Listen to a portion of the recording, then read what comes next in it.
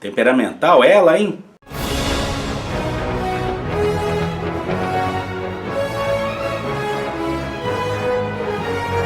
Olá! Bem-vindo ao Fantasma Brasil! Publicada entre 31 de outubro de 1965 e 8 de maio de 1966, The Veiled Lady foi a 67ª aventura dominical do Fantasma. Trazia texto de Lee Falk e arte de Cy Berry. A trama gira em torno de uma expedição científica ao vulcão de Bengala, conhecido como a Dama Velada. Em algumas traduções também podemos encontrá-lo sendo referido como a Moça do Véu, a Dama do Véu e por aí afora. Esse nome é devido a uma camada de nuvens que constantemente está envolvendo o topo do vulcão. Essa camada de nuvens é provocada devido ao choque térmico entre os gases que sobem do vulcão e o ar que se encontra ao seu entorno. Logo no início da história, vemos a Doutora Love, uma bióloga, e seu assistente Cal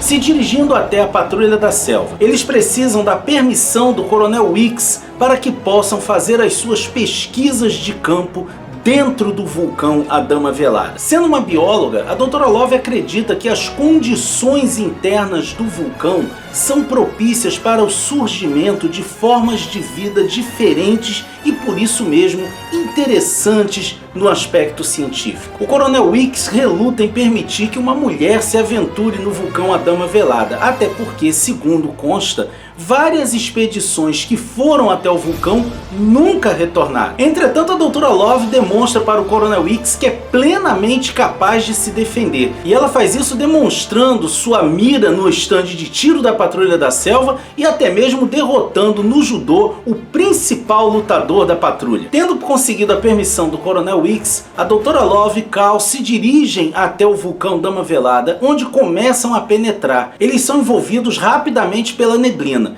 O Coronel Weeks está em permanente contato com eles e de repente o Coronel Weeks ouve a mensagem da Doutora Love gritando: "Meu Deus, é uma gigantesca A", e ruídos estranhos e depois a total perda de contato. Weeks então manda 2 patrulheiros da selva irem de helicóptero até a Dama Velada, mas não entrarem no vulcão, para que eles tentassem ver pelo lado de fora se havia algum sinal.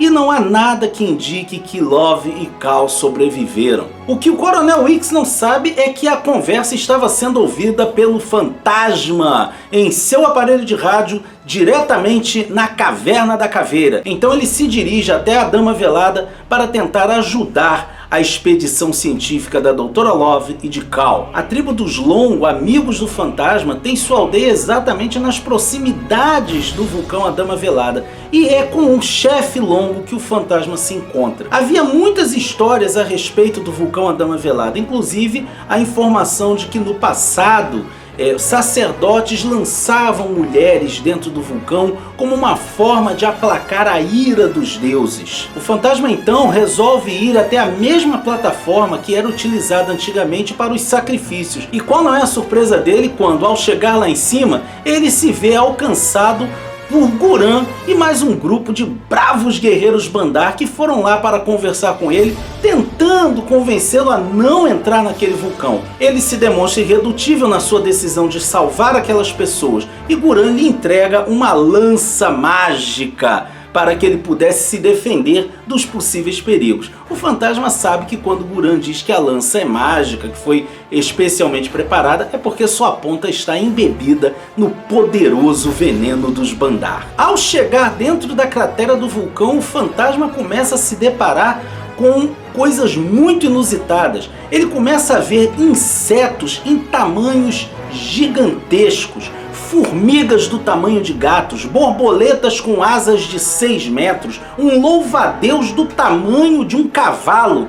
E ele começa a perceber que tudo o que havia ali dentro era realmente gigantesco. Ele até chega a encontrar as ossadas das moças que haviam sido lançadas como sacrifício para aplacar a ira dos deuses. Quando o Fantasma encontra o helicóptero, não vê nenhum sinal da Doutora Love ou de Cal, mas ele percebe que não havia marcas de sangue, então ambos haviam saído dali andando. Usando toda a sua experiência na selva, o Fantasma encontra a Doutora Love e Cal sendo atacados por um sapo gigante. O sapo havia enrolado sua longa língua em Cal e estava tentando engoli-lo. A Doutora Love tentou libertar o seu companheiro atirando no sapo com o rifle, mas as balas resvalavam na pele, que era extremamente dura. O fantasma chega a tempo de ajudar Cal, e ele tinha visto que a Doutora Love não conseguiu nenhum efeito atirando na pele do animal, então ele atira diretamente nos olhos, e assim ele consegue matar o sapo, pois a bala penetrando no olho vai direto para o cérebro. Eles resolvem então buscar abrigo no helicóptero, pois o fantasma iria pensar numa maneira de tirá-los dali. É então que eles são atacados também por um morcego gigante. Não é um morcego qualquer, é um Desmodus, ou seja, um morcego que se alimenta de sangue, um morcego vampiro.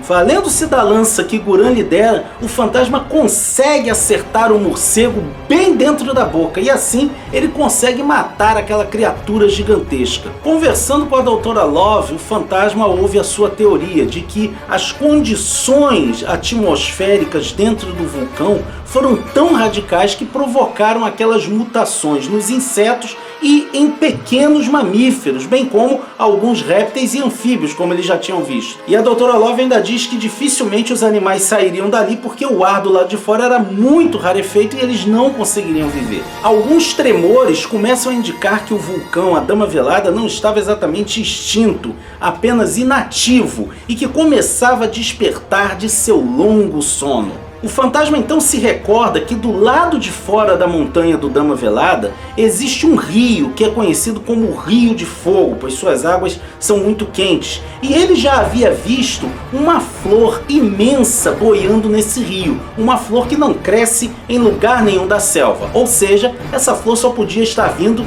de dentro do Dama Velada. Utilizando a carcaça do helicóptero, o fantasma improvisa uma jangada para que eles possam fugir dali. E os tremores vão aumentando e não cessam mais. Ao se aproximar da caverna de onde sairia o Rio de Fogo, eles começam a achar estranho que nenhum inseto, nenhuma criatura, por mais assustadas que estivessem com os tremores da erupção iminente, nenhum deles buscava refúgio dentro daquela caverna. O que os leva a entender que os animais sabiam que havia alguma coisa ali a ser temida. E não deu outra. Quando eles chegam bem no meio da caverna, um gigantesco lagarto está ali dentro, pronto para abocanhar qualquer criatura que se aventurasse ali. O fantasma, Jan e Cal tentam atirar no lagarto sem sucesso. Nem mesmo a lança que o fantasma joga contra o lagarto funciona. É então que eles percebem que aquele imenso lagarto era completamente cego.